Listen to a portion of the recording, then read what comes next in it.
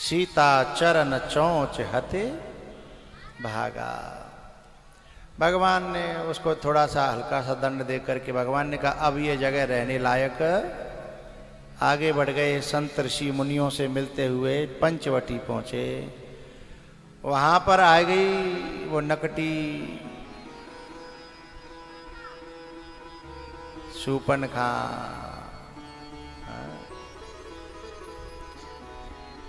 और खुद की तो नाक ही कटी, लेकिन खानदान की तो पूरे की नारी कटाए दई साहब। खरदूषण और त्रिशरा को मरवाती हुई पहुंची है रावण के पास, उसे भड़का दिया। रावण जो है नकली बेश साधु का बना करके सीता जी को हरण करने के लिए आता है। मारीच को सोने का मृग बना करके लाता है। माया मृग के ऊपर सीता जी की दृष्टि पड़ती है।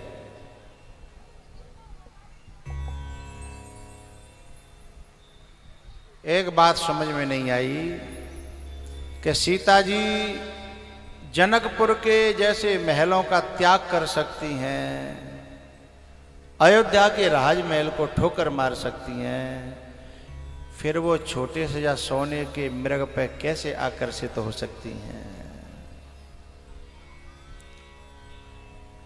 कोई न कोई कारण था।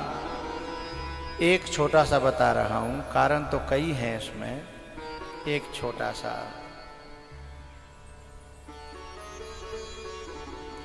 शराबी शराबी को आकर्षित कर लेता है, भक्त भक्त को आकर्षित कर लेता है?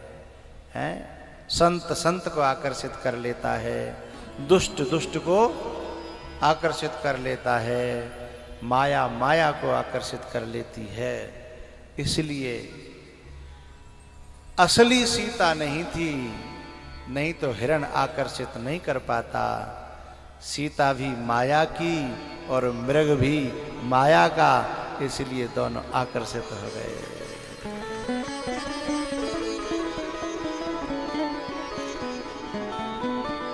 जब लगी करऊं निशाचर नासा, तब लगी करो अग्नि महवासा।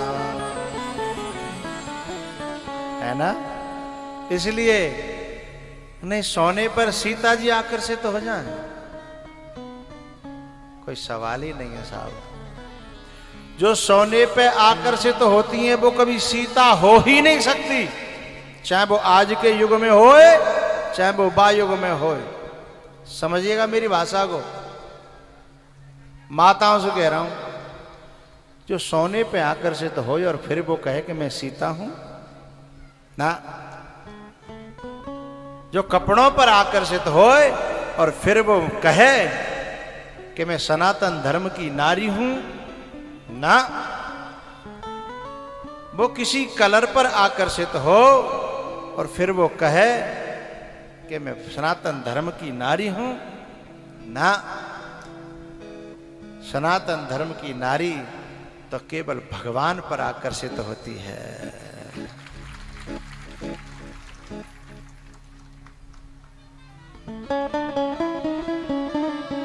इसलिए वो सीता नहीं थी। आज भी जो इन पर आकर्षित हो, कुछ बोलना है? हाँ है? हाँ बहुत बढ़िया, सुंदर, तालियां बजाओ भाई, बहुत बढ़िया। एक और गहरी कथा है। जो आकर्षित हुई थी ना, माया की सीता तो थी ही, लेकिन पौराणिक कथा है, जो आकर्षित हुई थी उनका नाम था वेदवती। सही कहा। तो सीता जी का हरण हो गया।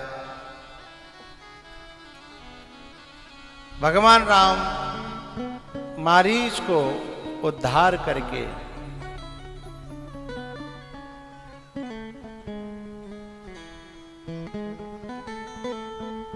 लौट के आए। सूनी कुटिया देखी, जटायु से मिले जाकर के उनका उद्धार किया, शबरी से मिले, हनुमान जी ने सुग्रीव से मित्रता कराई, बाली का सुपड़ा साफ कर दिया।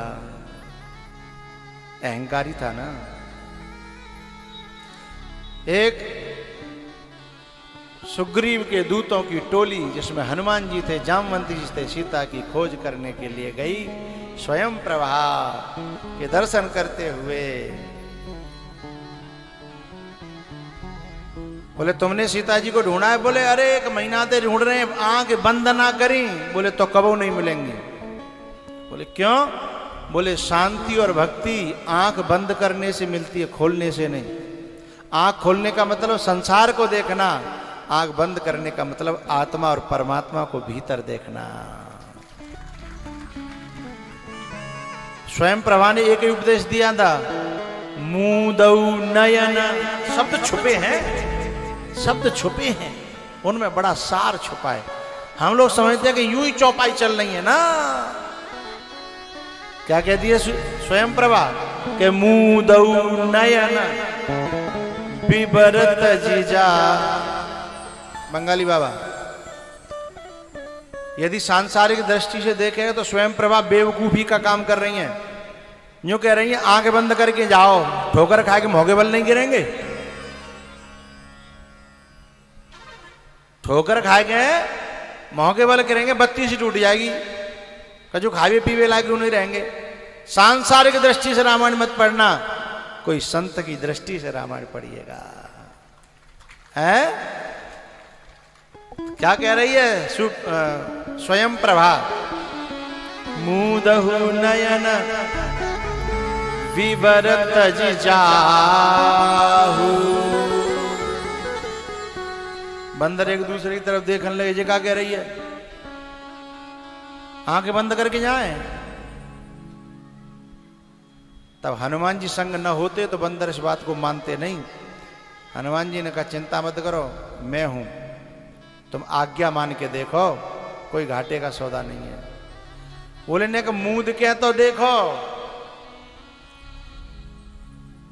स्वयं प्रभा ने वचन दिया, प्रतिज्ञा करी, चिंता मत करो, पैहु सीतहि।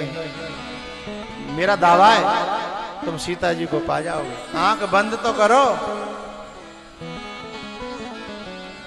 लेकिन हम तो आंख फाड़े, दिन और रात आंख फाड़ के देख रहे हैं, दुनिया भर रही है, हैं? मूदौ नयन विवरत जिजा पैहु सीतहि जने पछता।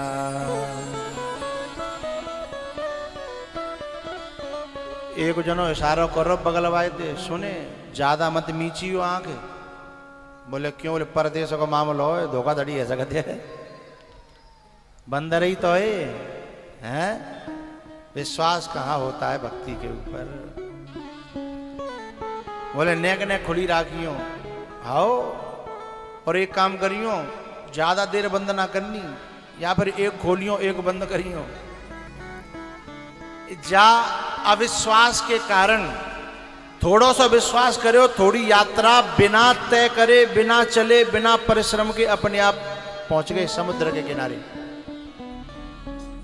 समुद्र के किनारे चल करके नहीं गए हैं, अपने आप पहुंच गए। और ये पूरी आंख बंद कर लेते तो सीधे अशोक वाटिका में पहुंच जाते।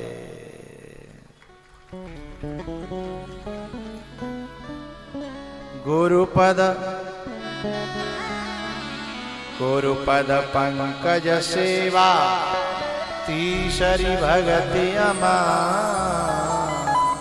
चौथी भगति मम गुण गण करहि कपट तज। मंत्र जाप मम दृढ़ विश्वासा। लेकिन जिन्हें तो विश्वास ही नहीं है, तो मेरा कहने का भाव यह है, अपने सदगुरु के वाक्यों पर दृढ़ विश्वास हो जाएगा तो चलना नहीं पड़ेगा, बिना चले ही अपने आप पहुंच जाएंगे।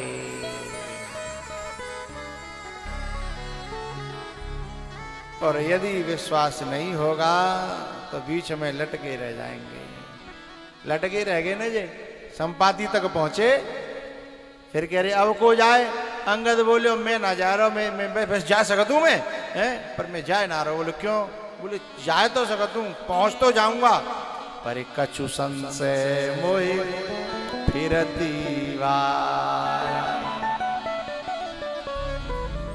हमारे यहाँ सावन के महीना में लंबी कूद कूदी जाती है, कहते ठेका, पैथा कहते हैं, क्यों ठेका कहते हैं।